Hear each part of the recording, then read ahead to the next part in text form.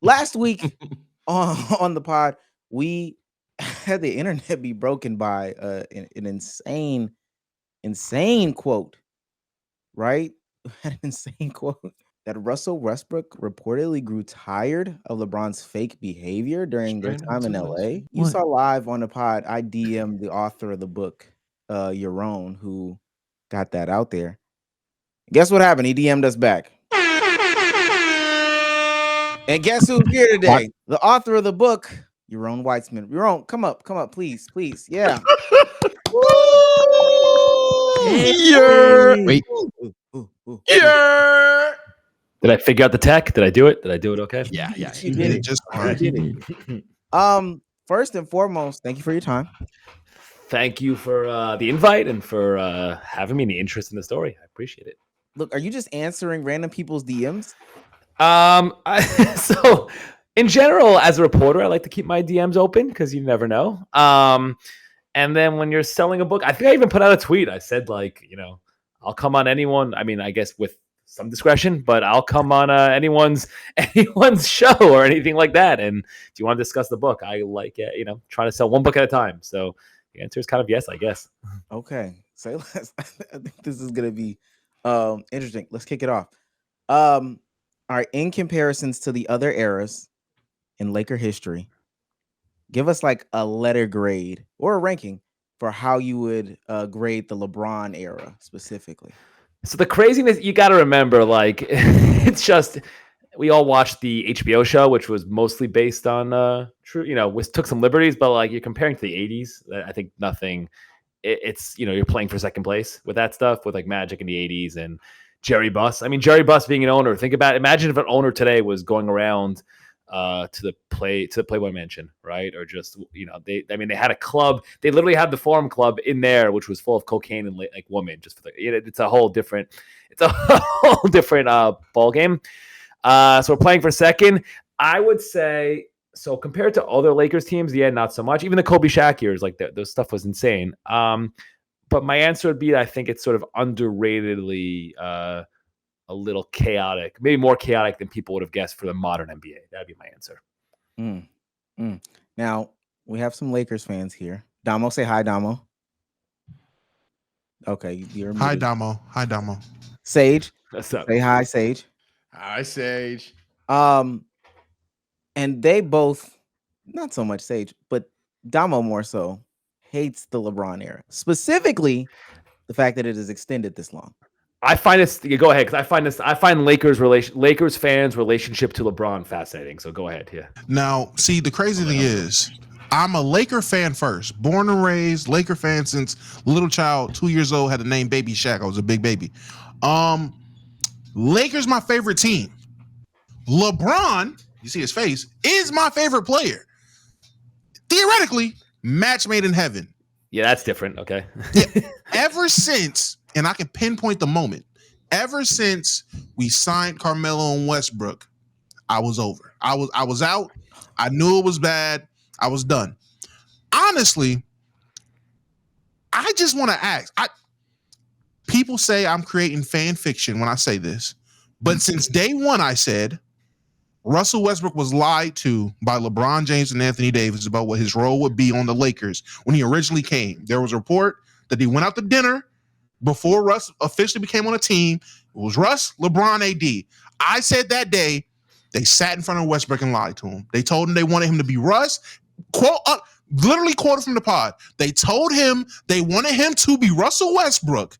They would let him be Russ and do his thing. But once it became time to get into training camp, I believe it was, he found out he was coming off the bench because that was not the real layout of what was going to happen. I said since day one LeBron was a liar, and we are here today with today's premise. I don't know if I fully agree with that, right? So like this is this is what I find so fascinating and what I found so interesting in the reaction to the that story, like the Will Smith, that whole thing. Like that, the idea that you can make fun of LeBron all you want, or one can, and we can talk about LeBron plenty. The idea that the Westbrook experience with the Lakers went poorly because of LeBron and anyone other than Russell Westbrook shooting like 20% and having, just playing awful basketball and showing no willingness to fit in, and something that again, that was we've seen how many teams has he been on since we've seen it 7 times already, right? Like it just the idea that was LeBron's fault. And then, but what I found interesting is like the story goes viral and the amount of people in my mentions are just, yeah, get him, Team Russ, Team Russ, LeBron's a phony, Russ is right. And like, you could say all that, but I think it's Russ. We've seen it. He's shown no willingness to adapt really since Kevin Durant left, right? Like he wants to play one way. Everyone brings him in. We get you can do like a Twitter search or Google search for like, we want Russ to be Russ thing. They all say it because they know he wants to hear it, but he refuses to adjust his game even a bit. So yeah, they did have that meeting with him. And I think I would almost flip it. He told them also, is my understanding, that like, no, I want to win. And the Lakers are my hometown team. This is a dream come true. I'm willing to adjust. And again, he showed like there was, it's not even like he was as stubborn as anything. So that's my take on that. So who lied? Now let me chill. Okay. Last question I have, and I'll let Sage take it away. In the report, in the Will Smith story, yeah, I just want to get one thing clear so I understand what's going on. In the Will Smith story, it goes, Will Smith is coming or whatever it is. Yeah, they're waiting. LeBron gets up and walks out. He says, "Y'all got this." Yep. AD gets up, walks out with LeBron. Yep. Russ gets up and asks the team, so we doing whatever it is.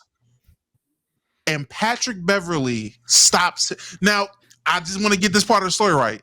Does Patrick Beverley stop Russell Westbrook from leaving, or are they just having a conversation? Because I think it's the latter. It's not like he stands. It's not like he stands behind the door and says, "I'm not going anywhere." It's more like where are you going? Like, and they have a discussion and kind of explain. I mean, you have to remember, like, the rest of the guys were kind of, I don't want to say frozen, that's too extreme, but like the idea when LeBron walks out, you're bringing Will Smith and LeBron walks out the back door. I think they're like looking over, like, what the hell do we do now? Right? Just a weird moment. So it's not like Beverly was saying, yeah, he wasn't, becoming a security guard and standing in front of the door, but it just led to a back and forth between Beverly and Westbrook. Okay. In my mind, Westbrook's like, oh, I guess, I'm a multi all-star, all NBA MVP. I'm also leaving. And Patrick Beverly, whoa, buddy.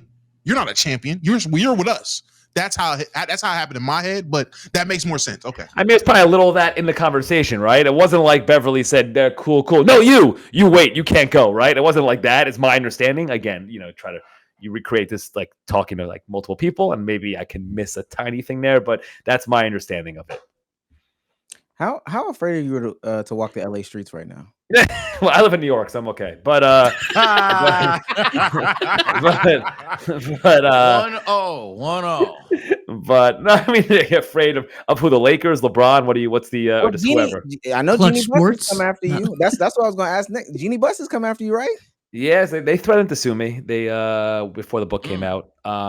They had no case. I mean, this thing. So here, I'll go over this. I think this is good for people to know the understanding. So when you work on a book like this, right? You reach out. So I started the book about 3 years ago, basically when I start. So I reach out to Jeannie Buss, all the main people. We'll keep LeBron separately for now. So I reach out to Jeannie Buss.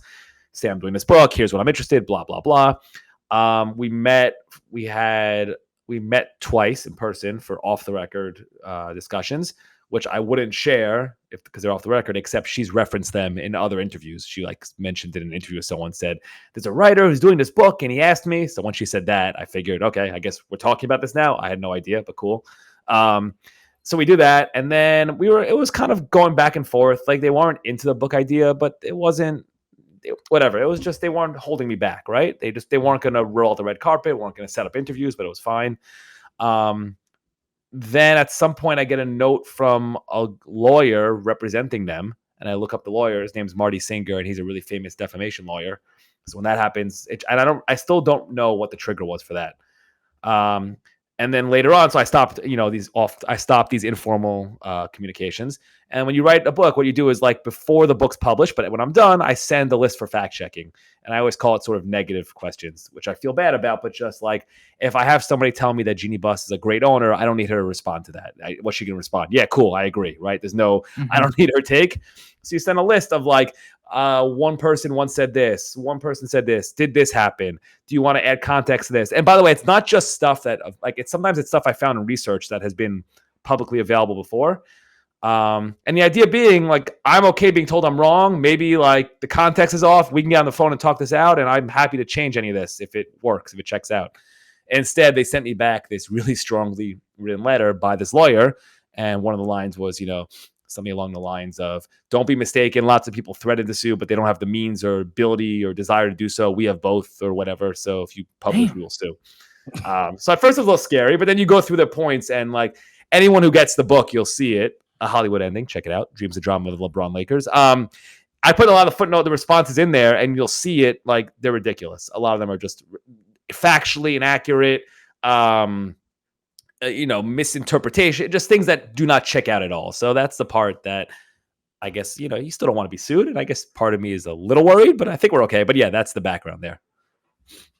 That's so, it's crazy. I think that there's like, there's another author. I can't remember if it was Jeff Pearlman or somebody else, but it almost seems like the Lakers as an organization, and I'm talking about between like ownership, past management, some of the players, they don't want anybody covering them for real. Because I've even heard before Jerry West died, he talked about how he didn't like Winning Time. Magic doesn't like any of these documentaries. I'm just so curious as to why they're so afraid to have anybody talk about them as an organization as a whole. I agree. And I kind of figure like, for me, I guess that's where like I can fit in and I always say like my intention is not to do hit jobs, right? But I'm a believer that like these are public people and things we all care about. And just I want the truth and by the way, not just as a reporter, like things that I care about as a fan or consumer, like that's what I want to hear. And I like humanizing things. I just think it's real. I want the real stories. And today's world, a lot of these big brands or athletes or institutions are able to control narratives in a way. And, a lot of times like the stuff that they did to me would work on other people, let's say, right? And for me, it's like, I guess that's kind of lane I can fill where I can say, okay, I don't know what you're afraid of. I'm going to tell the real story. Right. And it doesn't necessarily mean even like I'm repeating, I'm not coming in there with like a torch and saying, I'm going to blow all your shit up and I'm going to do a hit job. Because that's not what the book is. It's not what I'm looking to do, but just, you can't tell me. I'll use a random example. It's like very specific. Jeannie Buss's good friend, Linda Rambis, works for the team. She talks to agents all the time. Like you can go 20 agents. They'll tell you she talks basketball with the agents. They deny this. Like the Lakers deny this. They say that's not true. Like it's just patently ridiculous and it makes no sense. I don't even know why you would deny it. It makes it whatever. It looks good for her. So things like that, I just have no. Oh, that was crazy. Was that me? No, that was. Yeah, I heard the echo too. I think he's good now. Yeah, he's good. He's good. Am I good? Is that my fault? Yeah, No, you're good, man. You're good. What's it called? Oh, nah. If y'all had something, continue. No, go ahead. Hey, man. Look, I'm the other Laker fan here. All right, man. Bit different backstory, more typical, but then I got some bop in it. I grew up a Kobe fan, then said, screw it, I'll love the team. Once I started loving the team, I personally was hyped for LeBron James. LeBron was never my enemy. The Lakers and the Heat didn't have no beef for real. However, I was just like Brother Damo here, I was turned off immediately at the idea of not even just Russ, but getting other stars to replace what LeBron and AD could do. So I was mad at the Schroeder and Harrell acquisitions. And then I was also mad at the Russell Westbrook thing. My first question, has nothing to do with anything I've mentioned. Okay. This is just you. This is just me taking into account that you're around the Lakers often. I just got to know something more than anybody on this stage, anybody in the world. There is one man who loves Luka Doncic. It's me. Is he okay?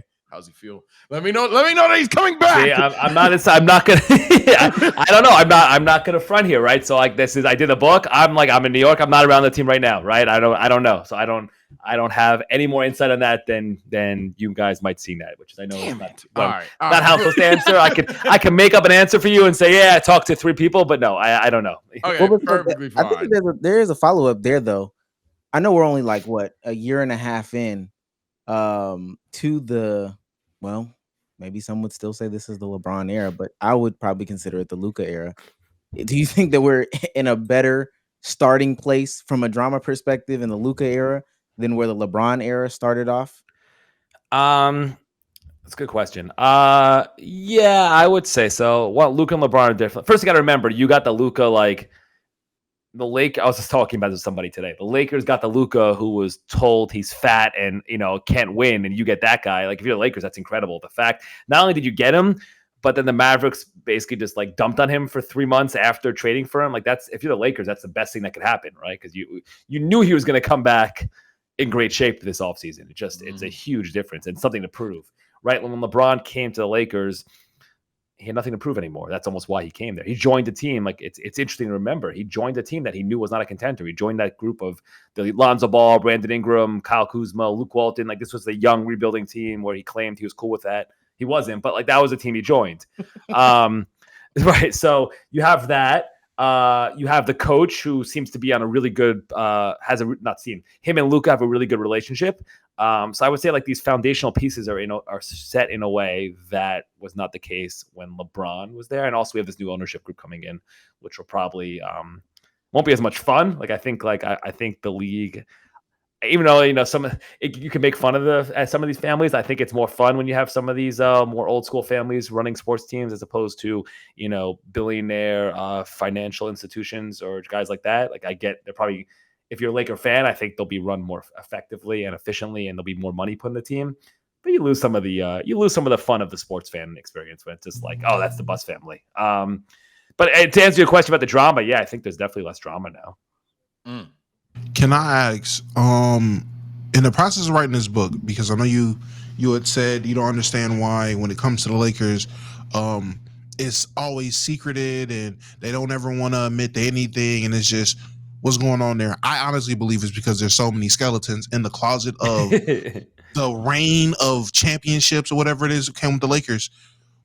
In the process of writing this book, without spoiling too much of the book or anything, just if you can say it lightly, what is one of the more crazier things you found out writing? It doesn't have to be the craziest, but one of the more surprising things you found out while writing a book about the Lakers. I mean, I'll give some, it goes all over. I mean, there's some fun ones. Like I love the random silly sports stories. Like this one hasn't really got picked up yet, but it's not about the Bus family, but Lonzo Ball's second year, I'd say the year before LeBron. I get confused. Maybe his rookie year, right? He's the coaching staff was getting frustrated, feeling like he wasn't reading the scouting reports. So an assistant coach, you guys remember the movie Draft Day? Remember the movie Draft Day with Kevin Costner? Have you guys ever see that? And there's a whole thing where how they know the other quarterback is an ass because like teams would tape a $100 bill to a scouting report and like he would return it and the bill was still there.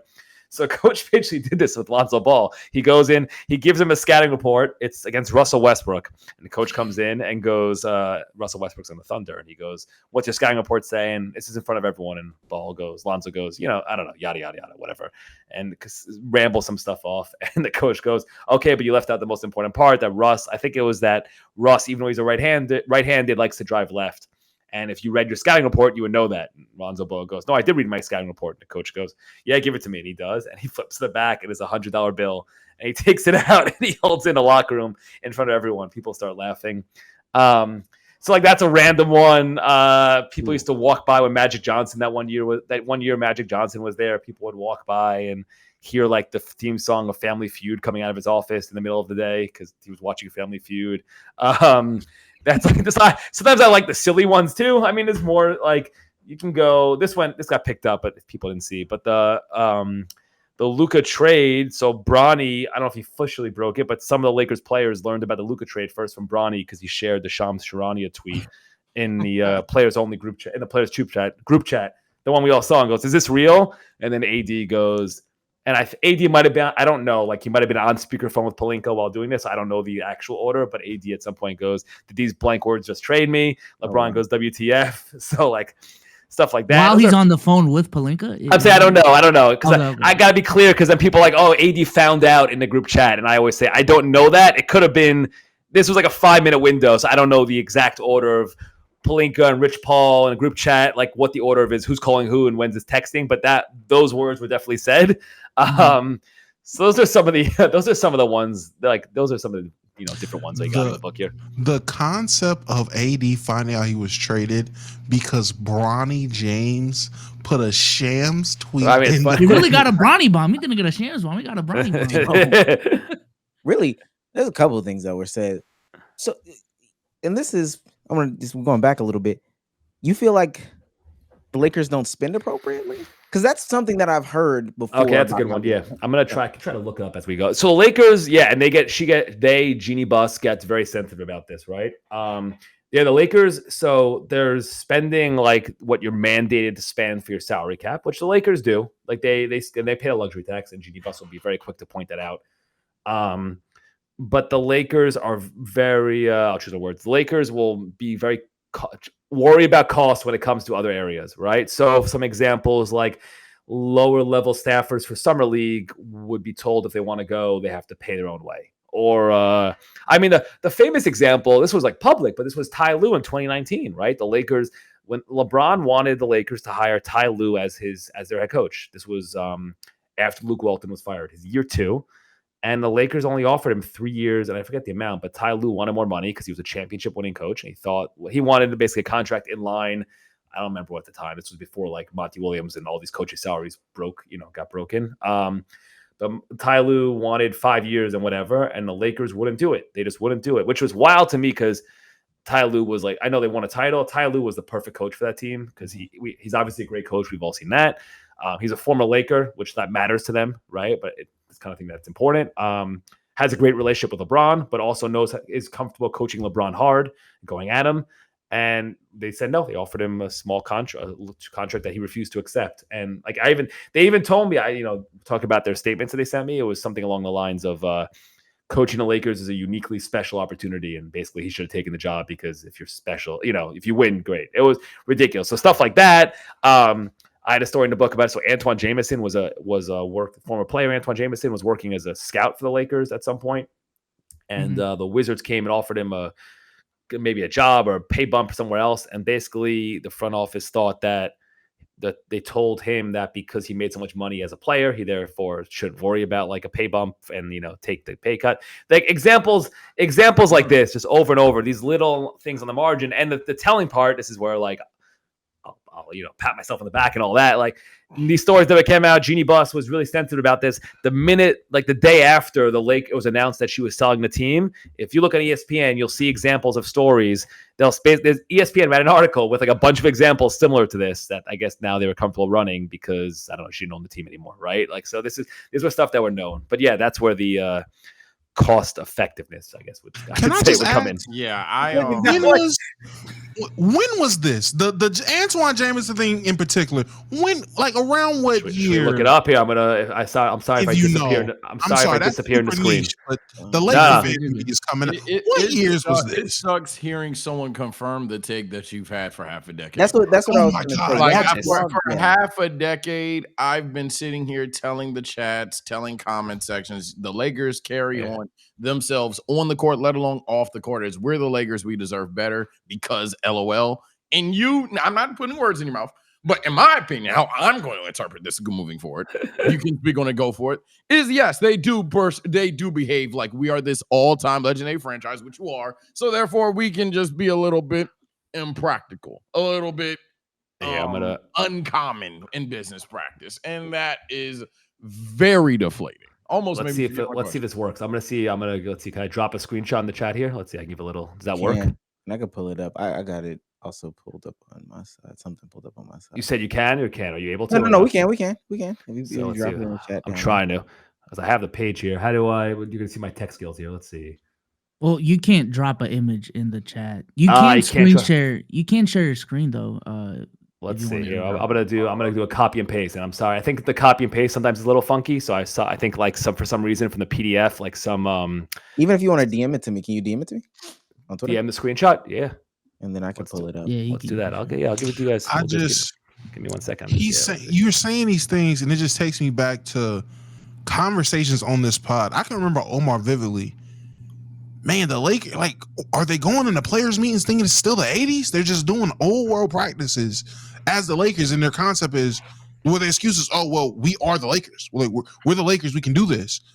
And everything you said just screams to me, well, because with the Lakers, we can get away with doing this. And for years, I theorized that this is what was going on at the higher levels. When we signed Timothy Mozgov from Luol Deng, I said, we're just spending money to spend money. We're doing it because we have to. Like, we had to spend money, so they decided to spend money where they wanted to, which was in the wrong place. I've been saying this since day one of me really covering my team, the level of incompetence going on at the higher levels, and it's being confirmed. Oh my! I think that's even worse. The Mozgov Luol Deng one was because they're at the point and it's in the book a little bit. So Jeannie and her brother Jim were sort of fighting over the team and who would get to run it. And Jim had promised that basically Jim, after Dr. Bus died, Jim was running basketball, Jeannie was running business, but Jeannie was like the number one in charge. And Jim, for some reason, at one point, had made a promise that we make the playoffs within 3 years, or if not, you could fire me. And I believe that was the summer before year 3, and he was worried that he was going to get fired. So he just decided, let's go, YOLO, let's go. Like, I'm going to aim for the 8th seed, basically. I heard something like that. I swear. Aim for the 8th seed is a crazy sentence. I've heard something. We signed Luol Deng and Timothy Mozgov to aim for the 8th seed. Is this the Antoine Jameson thing? This is like a kind of a paragraph of some examples where I called it their fiscal approach. This was the same fiscal approach that they brought to the Ty Lue stuff. So you can see like penny pinching. So entry level staffers were paid so low. Yeah, some would have to take second jobs or sleep on other people's couches. There's the Antoine Jameson example where basically they said we don't feel we need to match you because you made so much money as a player. Jameson disagreed with the logic and left. So that's 2019. Oh my! Has we now? Not saying she's all the way out there, but we have handled the Jeannie situation. Has Clutch not knocked on your door yet? Jeff Teague said Clutch knocks on people's doors. So I'm trying to think. I find Clutch more. I find them more professional to deal with. Like I find it's a different kind of thing. I know Jeff Teague. I mean, listen, I love Jeff Teague. I don't know. I wouldn't take everything he says as like fact. I think we got to enjoy that podcast for what it is. Like which is, and it's glorious. But I would just I don't know what that means when he says the part about someone knocking on his door. And also, it's important to remember. So LeBron has his own spokesperson. It's Clutch, but it's a little different, right? Like Clutch does kind of its own stuff. So Clutch has their own opinions, but I find you can talk to people at Clutch in a different way. Or let me rephrase: with this book, they were more open to just having some of these. Let's clarify, make sure I got this right, is my context right? Some of this kind of stuff that the Lakers were not. So, last question to wrap us up. This has been great so far. So I know you have some other work out there on other NBA teams. I'm gonna be who said that? Who said that on Pablo's podcast about the Knicks and their next investigation? Ultimately, what I'm asking is, who is the next hit piece coming out on, and will it be about the Hawks and their mismanagement? It's so funny because I really don't set out to do hit pieces I'm mismanagement, but sometimes I not feel bad. Sometimes I wonder where it's like, so my first book was on the Sixers, and I'm from New York, so the first team I covered was the Knicks, and I remember being like, and both those teams were, have tons of mismanagement throughout the years, and I remember being like, is this just these specific teams, or like if you put a microscope to any NBA team, if I did this to the if I spent 3 years looking at the Indiana Pacers, would I say like, oh my God, what a shit show, right? And I genuinely don't know the answer, right? I don't know. I feel less bad because like in the Lakers, I mean, that's part of the job. You get the reason everyone, in theory, you're in a big market. In theory, you get paid more because you're working in a big market. Again, with the Lakers, that's not necessarily true. So to answer your question, I don't know. After this, I'm gonna go hibernate. After this is done, I'm gonna go hibernate for a month or two and then figure out what to do next. I don't know. Before you hibernate, I'm about to say before you hibernate, I had one other question. No, you can ask as many as you want. Oh wait, what? What's up? Go ahead. I just won't be able to live with myself if I don't get this answer, because obviously in the tweet that blew up, we heard I got the quote that it says that Russ said, "I hate this fake shit. I just can't." I gotta know. Did he say anything else? That's all I know. All I know is I say this like what I had and like what I had like verified. Like I put in there like that. I worked. I knew that section. Like that was. I knew I had it. Like when I got that, I'm like, oh, this is the story, right? I knew. Just sometimes like this is too good because it's just NBA stuff. It's got like I love. To me, sports books should have some silliness in them, and Will Smith being in the middle of that is just perfect. It just is like 6 months after the Chris Rock slap, which is just random. Like, why is he even coming in there? It's just random. So all I knew is that Russ was. All I know about Russ is as that's happening, as LeBron's raising his hand, asking question after question after question. It was described to me that Russ, you can see like the anger, like the steam, boiling out of his ears, and that he was picking at a bowl of fruit, just really angrily, just like angrily picking at a bowl of fruit. And then at some point goes, I hate that fake shit. And then the picture, which the fact that like that exists is, the team picture, which if people haven't seen the Lakers that day, they posted a picture, they tweeted a picture of them with Will Smith, one of these, we welcome Will Smith, so happy he showed up, and Russ has his scowl there. And at the time, I remember the time it got a little pickup, people were making a joke, but it turns out there was more behind that than the rest of us realized. And just for confirmation, because I know some people will hear that quote and take it the wrong way. Hell, it's Twitter. Of course they do. This is Russ talking in reference to how they were just 180 their whole attitude towards Will Smith. Not saying they were negative towards Will Smith and they showed up and they were positive, but that they walked out. Correct. It was like a summary of his. Right. I saw some of this, like, and it might be my fault, the writing. Like, I don't know that Russ specifically had an issue with LeBron, not knowing a Godfather quote, right? Like, you had to use, like, I don't think like that. No one told me that Russ hated that LeBron would always tweet pictures of him reading page 1 of the book, right? Like, that wasn't like something I got specifically from him. But LeBron obviously has this reputation, which we all know and aware of. And with Russ, this was the part that was in there. I think the Kyrie stuff is what triggered it, right? That LeBron was basically saying, he was almost publicly saying, I want Kyrie Irving. And the only way for them to get Kyrie Irving, literally through salary cap reasons, was by trading Russ. So he's saying, I want Kyrie Irving, at the same time saying, like, I love Russ. And Westbrook, like, he's not an idiot. He knows if you want Kyrie Irving, he knows what that means for him. So seeing all that, but then, I hate that fake shit was in reference to that the guy who had walked out of the meeting is now the one asking a million questions. Correct. Right. Okay. Last thing to put a bow on it. What should people be taking away from this book? Because I'm as I'm scrolling through your Twitter, some of the posts about the book, some of the different excerpts that people have taken and tweeted, and I'm seeing some end like you said, yeah, go Russ. Some are go LeBron. Some are, I knew all this about the Lakers. It's tragic. Some of this is like, that's my franchise. So what do you think people should be taking away from this book? It's a great question. So Cal, I'll kind of answer. When I do this, it's like I want to do like what's it really like there? Like, what is the LeBron Lakers era? What has it actually been like? What has actually been happening? Like, what are the things that have happened behind the scenes that we don't see that impact the on-court stuff that we do see? And the answer is, I think that it's been like the word I've come to is just like weird. It's just been a weird. LeBron's era in LA is weird because it's a success because they won the title, but it should have been more, right? I think people expected more when he got there. I think if you told anyone when he got there that he would be there 8 years, I mean, this is LeBron. This is 8th season there, I believe. Longest tenure. Yes, that's his longest consecutive tenure with any team. It's wild, and I think that's going to be something like in 20 years. It's going to be a trivia question that people are going to get wrong, right? They're not going to. That's going to like, oh, really? He was with the Lakers the longest stretch, and to have not just one title run, but one finals appearance, I think is something that. And missed the playoffs multiple times. I think there should have been more, and more was expected. And the book is my best attempt to explain like what happened here and why maybe it didn't reach the heights that we thought it all would. Okay. Your own Wiseman, ladies and gentlemen.